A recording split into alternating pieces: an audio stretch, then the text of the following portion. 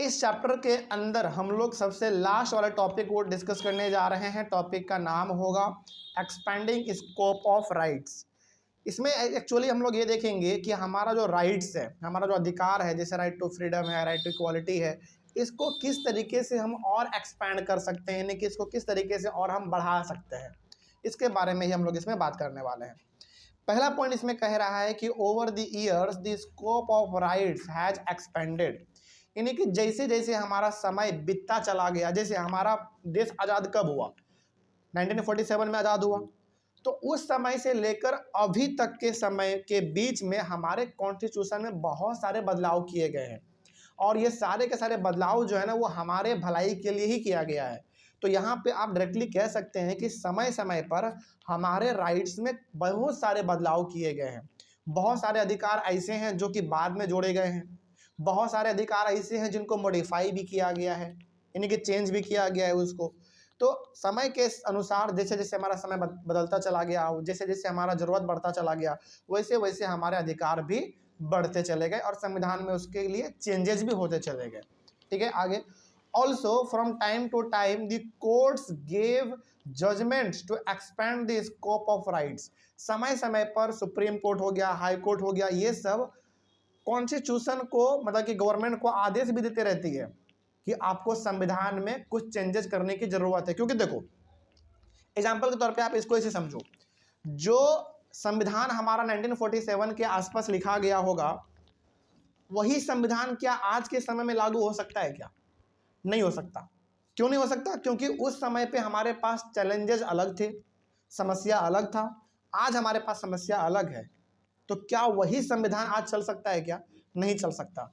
संविधान तो वही है, लेकिन उसमें क्या बदलाव, क्या बिना बदलाव किए वो संविधान आज सेम टू सेम अप्लाई हो सकता है? नहीं हो सकता। तो ये जो सजेशन है कि हाँ भाई अपने संविधान में ये चेंजेस करो, ये करो, वो करो, ये कौन देता ऑर्डर? हाई कोर्ट या फिर सुप्रीम कोर्ट ऑर्डर देता है, और इसमें बदलाव करता कौन है?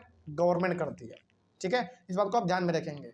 लेकिन यहाँ पे आपको मानना पड़ेगा कि जो संविधान हमारे इंडिया में आज से 50 साल, 60 साल, 70 साल पहले था, वही सेम टू सेम संविधान आज हमारे इंडिया में लागू यदि किया जाए तो उसके ऊपर काम हो ही नहीं पाएगा। क्यों नहीं हो पाएगा? क्योंकि उस समय पे कुछ समस्या हमारे पास अलग थी, आज का समस्या अलग है। तो ज़रूरत क्या है? ज़रूरत ये है कि समय के साथ उस संविधान में चेंजेस होने चाहिए। ठीक है, आगे वही बात इसमें कहा गया था कि certain rights like right to freedom of press, right to information and right to education are expanded. जैसे एग्जाम्पल के तौर पे समझो, जब हमारा संविधान बना, जब हमारा कॉन्स्टिट्यूशन तैयार हुआ, उस समय पे freedom of press, right to information, right to education, इन सभी के बारे में ना उतना खुले तौर पे उसमें बात नहीं हुआ था कि हाँ भैया इसके ऊपर भी इतना ज़्यादा जोर दिया जाए, नहीं हुआ था उसके ऊपर बात। लेकिन आज के समय में इस सबका डिमांड है ना बहुत ज़्यादा बढ़ गया है। फ्रीडम ऑफ प्रेस, यानी कि प्रेस जो है, मीडिया वाला जो है, उसकी आज़ादी आज कितना इंपॉर्टेंट है आपको भी पता है। फिर सवाल है कि सर इसकी आज़ादी को लेकर उस समय पे क्यों नहीं बात किया गया? क्योंकि देखो, पहला बात तो उस समय पे हमारे पास उतना टेलीविज़न नहीं था, यानी कि टीवी नहीं था, और न्यूज़पेपर भी था तो क्या उतना था? क्या हर किसी के घर तक न्यूज़पेपर पहले पहुंच पाता था? नहीं पहुंच पाता था। तो कुछ ऐसे अधिकार हैं जो हमारे संविधान में पहले जिक्र तो हुआ है, लेकिन उसको उतना स्पेशल वैल्यू नहीं दिया गया था। लेकिन आज के समय में उसी को स्पेशल वैल्यू दिया जा रहा है, क्योंकि उसका आज ज़रूरत है। सिंपल। इसी तरीके से हमारा क्या हो रहा है? दिन प्रतिदिन राइट्स हमारे बढ़ते जा रहे हैं, यानी कि संविधान में जैसे जैसे बदलाव होते जा रहे हैं वैसे वैसे हमारे राइट्स भी बढ़ते जा रहे हैं। ठीक है, आगे तो फ्रीडम ऑफ प्रेस हो गया, राइट टू इन्फॉर्मेशन हो गया, राइट टू एजुकेशन हो गया, इन सभी के बारे में पहले बात नहीं होता था, लेकिन आज इसके ऊपर बात हो रहा है। कहने का मतलब हमारा क्या है? राइट्स धीरे धीरे और बढ़ रहा है। अच्छी बात है, आगे बढ़ते हैं। Now school education has become a right for Indian citizens. इतना अधिकार हमारा अब हो गया है कि हर आदमी के पास अधिकार है कि वो शिक्षा ग्रहण कर सकता है। लेकिन पहले भी ये चीज़ था, लेकिन पहले इतना उसके ऊपर कोई जोर नहीं देता था। लेकिन आज आपको पता है एजुकेशन का क्या वैल्यू है, हर जगह पे एजुकेशन है। तो वही बात यहाँ पे है। आगे, the governments are responsible for providing free and compulsory education to all children up to the age of 14 years. यानी कि अब हमारे संविधान में एजुकेशन के ऊपर इतना बात होता है कि जिम्मेदारी बन गया गवर्नमेंट का कि जो भी बच्चे या फिर बच्ची 14 साल या 14 साल से नीचे के हैं उनको आपको फ्री एजुकेशन देना पड़ेगा, यानी कि उनसे आप एक भी रुपया नहीं ले सकते हैं। सोचो, लेकिन हाँ ये चीज़ केवल गवर्नमेंट के लिए अप्लाई होता है, गवर्नमेंट स्कूल के लिए, प्राइवेट स्कूल के लिए नहीं, क्योंकि प्राइवेट स्कूल का कानून अलग होता है। ठीक है, आगे, parliament pass a new law giving the right to information to the citizens. अच्छा, यहाँ पे ना राइट टू इन्फॉर्मेशन का मतलब क्या है? राइट टू इन्फॉर्मेशन का मतलब ये है कि गवर्नमेंट जो भी काम करेगी ना उसका इन्फॉर्मेशन आप ले सकते हैं, यानी कि आप डायरेक्टली गवर्नमेंट से सवाल कर सकते हैं। जैसे मान लीजिए कि पटना में यदि कोई सड़क बनना है, मान लीजिए, चलो मानते हैं कि पटना में कोई, जैसे अभी पटना में मेट्रो का काम चल रहा है, एग्जाम्पल लेते हैं, करंट एग्जाम्पल लेते हैं, अभी पटना में मेट्रो का काम चल रहा है। यदि हमको जानना हो कि पटना में जो मेट्रो बन रहा है पूरा खर्च इसमें कितना आया, तो हम डायरेक्टली गवर्नमेंट से सवाल कर सकते हैं और गवर्नमेंट को जवाब देना पड़ेगा। इसी को कहते हैं right to information. Right to information का मतलब कि आप जो चीज़ जानना चाहते हैं आप गवर्नमेंट से डायरेक्टली पूछ सकते हैं और गवर्नमेंट को जवाब देना पड़ता है। लेकिन फिर सवाल है कि सर गवर्नमेंट क्या सामने आके जवाब देती है? कभी नहीं, गवर्नमेंट के पास इतना टाइम थोड़ी है। गवर्नमेंट क्या करती है, हर डिपार्टमेंट का अलग अलग वेबसाइट है, वहाँ पे सारा वो इन्फॉर्मेशन अपलोड कर देती है, आप वहाँ पे चले जाओ, वहाँ से आप पढ़ लो, ये तरीका होता है। लेकिन आप पढ़ तभी पा रहे हो ना जब गवर्नमेंट ने उसको वहाँ पे अपलोड किया है। ठीक है, तो कहने का मतलब यहाँ पे है कि राइट टू इन्फॉर्मेशन का ये सिंपल सा मतलब है कि आप जिस चीज़ के बारे में गवर्नमेंट से जानना चाहते हैं वो आपको पता करवा देती है। ठीक है, लेकिन ये सब चीज़ के ऊपर पहले उतना बात नहीं होता था, लेकिन जैसे जैसे समय बदला, हमारा ज़रूरत बदला, वैसे वैसे इसके ऊपर बात होने लग गया है। और अलग अलग प्रकार के कानून पार्लियामेंट हमारे निकालते रहते हैं समय समय पर, जैसे जैसे ज़रूरत रहता है। आगे, constitution provides many more rights which may not be fundamental right. सोचो, यानी कि हमारे संविधान में ऐसे बहुत सारे राइट्स हैं जो हमको चाहिए ही चाहिए। कुछ ऐसे भी राइट्स का जिक्र किया गया है जो फंडामेंटल राइट्स बिल्कुल भी नहीं है, यानी कि उसका ज़रूरत हमारे एवरीडे लाइफ में उतना नहीं है, लेकिन फिर भी इसके बावजूद हमारे संविधान में से बहुत सारे राइट्स के बारे में बात किया गया है। इससे आप एक चीज़ का अंदाजा लगा पा रहे होंगे कि हमारा संविधान कितना बेस्ट है। ठीक है, आगे, फॉर एग्जाम्पल इसका देख लो, the right to property is not a fundamental right but it is a constitutional rights. Sorry, जैसे राइट टू प्रॉपर्टी का मतलब क्या है कि आपका प्रॉपर्टी कोई भी छीन नहीं सकता। क्या यह फंडामेंटल राइट है हमारा? क्या ये एवरीडे लाइफ में इस्तेमाल होता है क्या? नहीं, लेकिन इसके ऊपर भी हमारे संविधान में बात किया गया है, तो बिल्कुल आप इसको क्या बोल सकते हैं, एक बहुत अच्छा संविधान बोल सकते हैं भाई। ठीक है, आगे, similarly the right to vote is not a fundamental right but it is a constitutional right. Right to vote भी हमारा फंडामेंटल राइट नहीं है। फंडामेंटल राइट का मतलब है कि जो हमको अपने एवरीडे लाइफ में जरूरत पड़ता है। क्या वोट आप डेली देते हो क्या? नहीं, 5 साल में एक बार देते हैं बस, सिंपल। तो ये हमारा right to vote fundamental right नहीं है, लेकिन इसको भी संविधान में एक स्पेशल वैल्यू दिया गया है। तो ये आपको बेसिकली बता ये रहा है कि कुछ ऐसे हमारे पास राइट्स हैं जो कि फंडामेंटल है, यानी कि हमारे लिए बहुत इंपॉर्टेंट है। कुछ इंपॉर्टेंट नहीं है लेकिन इसके बावजूद उसके बारे में जिक्र किया गया है। तो ये दर्शाता है कि इंडिया का संविधान कितना मजबूत है, कितना इंपॉर्टेंट है और कितना बेस्ट है। आगे, 10, the scope of rights has been expanding and new rights are evolving over time. तो लास्टली हम लोग कह सकते हैं कि जैसे जैसे हमारा समय बदलता जा रहा है वैसे वैसे संविधान में नए नए राइट्स लिखे जा रहे हैं ज़रूरत के हिसाब से। ठीक है, इस तरीके से हमारा टॉपिक कंप्लीट होता है। लेकिन टॉपिक कंप्लीट होने से पहले ना यहाँ पे एक बात किया गया आपके चैप्टर में साउथ अफ्रीका के बारे में थोड़ा सा, तो थोड़ा सा हम लोग यहाँ पे बात करेंगे साउथ अफ्रीका के बारे में कि आखिर साउथ अफ्रीका का केस क्या था।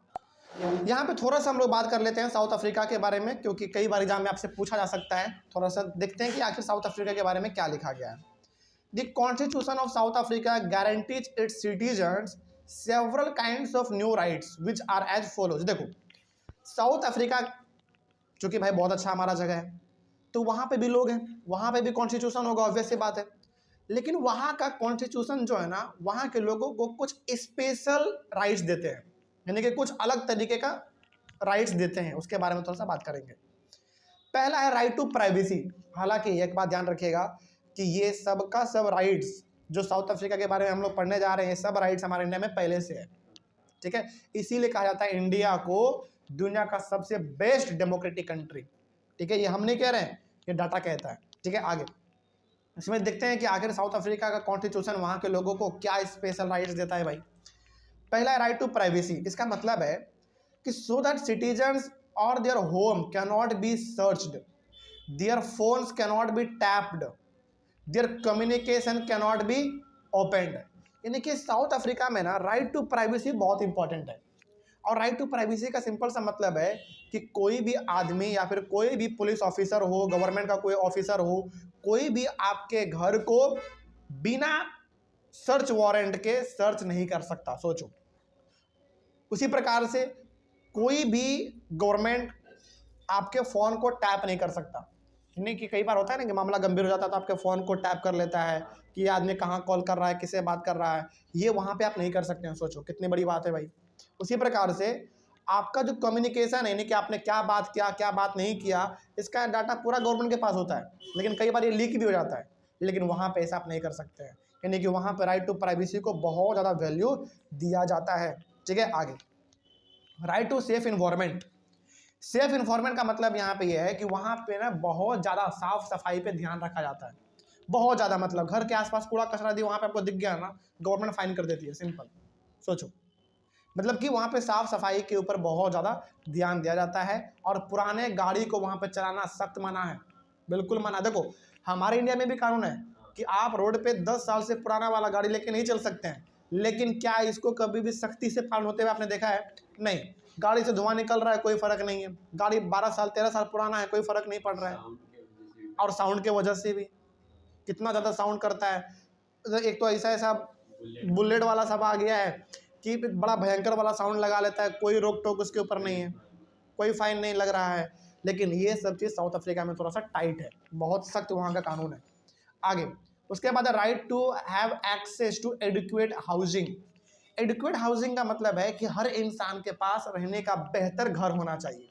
और ये बेहतर घर कौन प्रोवाइड करता है लोगों को? गवर्नमेंट। सोचो, यानी कि जिसके पास अपना घर रहने के लिए वो तो है तो बिल्कुल ठीक है, लेकिन जिसके पास नहीं है, जो गरीब है, जो अफोर्ड नहीं कर सकता, उसको गवर्नमेंट घर बना के देती है। ठीक है, आगे right to have access to health care services. यानी कि यदि आपके पास पैसा बढ़िया नहीं है तो आपका जो हेल्थ का सुविधा है, जो बेनिफिट है, आप गवर्नमेंट की तरफ से ले सकते हैं। यानी कि अपना इलाज सरकारी अस्पताल में करवा सकते हैं। उसी प्रकार से सफिशिएंट फूड एंड वाटर, आपके पास खाने और पीने का पूरा व्यवस्था रहेगा, गवर्नमेंट करवा देगी यदि आपके पास नहीं है तो।